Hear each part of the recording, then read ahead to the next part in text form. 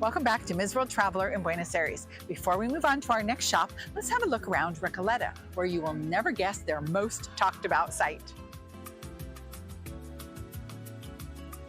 Considered the most affluent area with its stately Parisian-style townhouses, Recoleta is home to the widest avenue in the world, an astounding 16 lanes in some places, and the 67.5 meters tall obelisk that commemorates the founding of Buenos Aires over 400 years ago.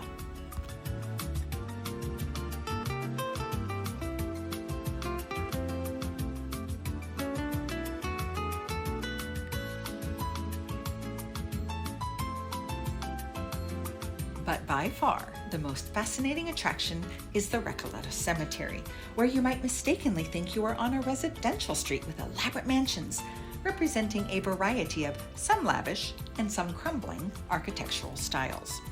A labyrinth of more than 6,000 graves, you will see multi-level tombs, stained glass windows, chandeliers, domes, weeping angels, Art Deco statues, marble altars, small cathedrals, and more in this mini village of national pilgrimage.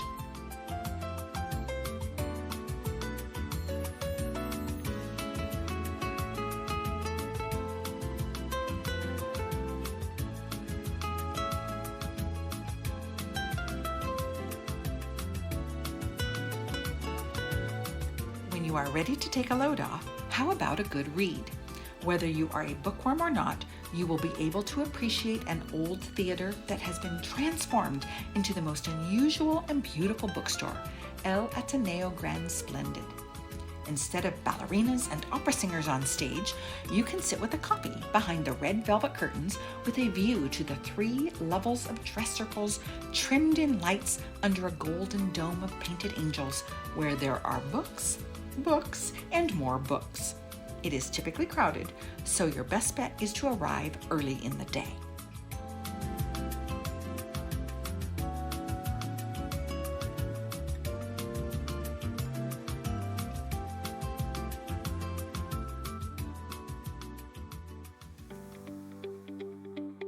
Leaving Recoleta, we're heading to Palermo, the largest barrio, where long, narrow, single-story houses built in the late 19th century are the hallmark style of this neighborhood of neighborhoods. Palermo has several zones, each with a nickname and its own feel, such as Soho and Hollywood, which is where you'll find independent stores like La Mateada.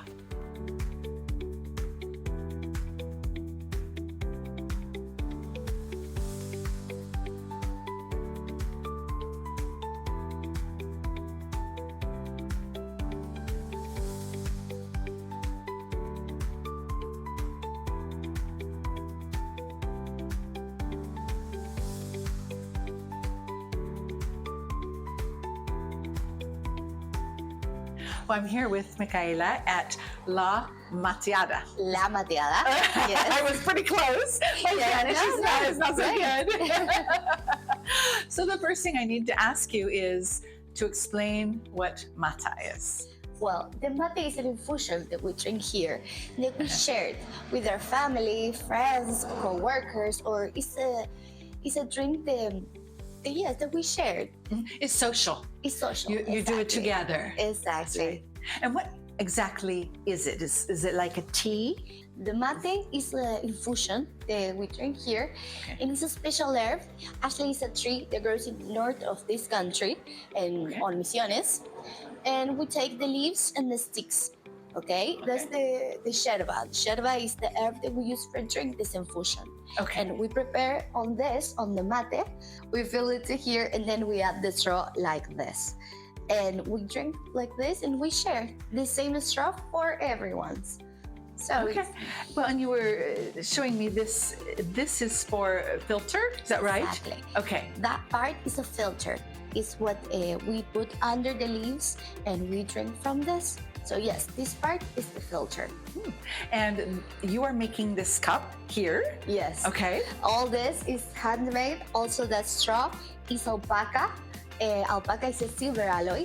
And well, yes, we have our own shop in the other street, and we do this. Also, this mate with this too, and this, the most interesting, is made of pumpkin. Oh, it's pumpkin. This is also pumpkin. This is also pumpkin. Okay, so you put it in here. Now, Yes. does the material change the way the mate tastes? Because I know you have some here that are made of pumpkin, but you also have some that are made of wood. Yes. So does that change Yes. the way it tastes? Change the taste because the pumpkin and the gourd absorb the taste of the yerba and take the bitterness. Oh, So okay. it's more sweet. And with the pumpkin, you notice more because the color changed and takes more green. Really? Okay, and the more green it is, the sweeter it is? Or the more bitter? Less bitter. Less bitter. Okay, great. And then you were talking about the alpaca. So that's very confusing for an American because alpaca is an animal. I know. So how do we make an animal be silver? So tell me again what this is. I think it's an alloy of Silver. copper and nickel and something. I guess it's an alloy with nickel and silver. And silver. Okay. Yes. And it's very strong and durable. Actually, yes, but you can work on it, and that's the reason for what we use the alpaca for do the mates. And with the straw, it's the best because it doesn't get too hot. Ah, okay. And this goes under the leaves with hot water, so this part doesn't heat. Oh, it doesn't heat, so when you can use it. Well, and you're making some beautiful designs here. It's very nice and beautiful designs. Each cup's a little bit different on the design. Every cup is different. This one, for example, this other design. This is the guardapampa. It's very local too. Ah, okay. Pampa is Guardapampa. Again, my Spanish is so bad. Guardapampa. It's okay. There's no test after this, right? I'm going to have to say these words in Spanish, right? No. Don't worry. Yes. So these have leather on them. Yes. Okay. And then you have some with no leather. So they look a little bit different. Some with very little of the alpaca silver. Also other shape like this. With no this. A little bit different. Or these ones. Ah, okay. So what is the most traditional shape? Actually, now this. Okay. This we call imperial. Imperial. Imperial, yes. Okay. And it's the most common now.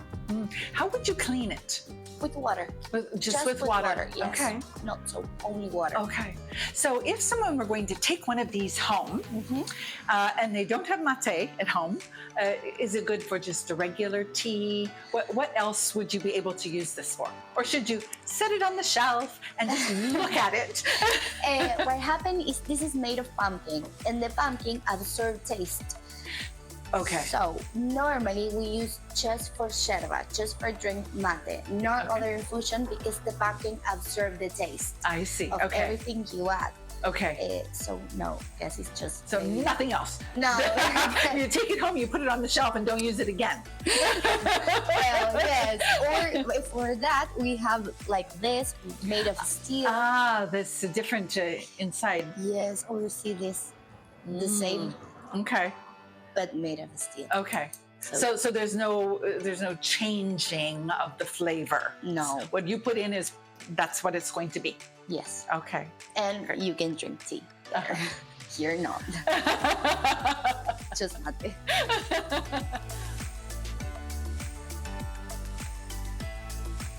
Mate teacups make a wonderful souvenir because they look pretty as a display, but are also functional.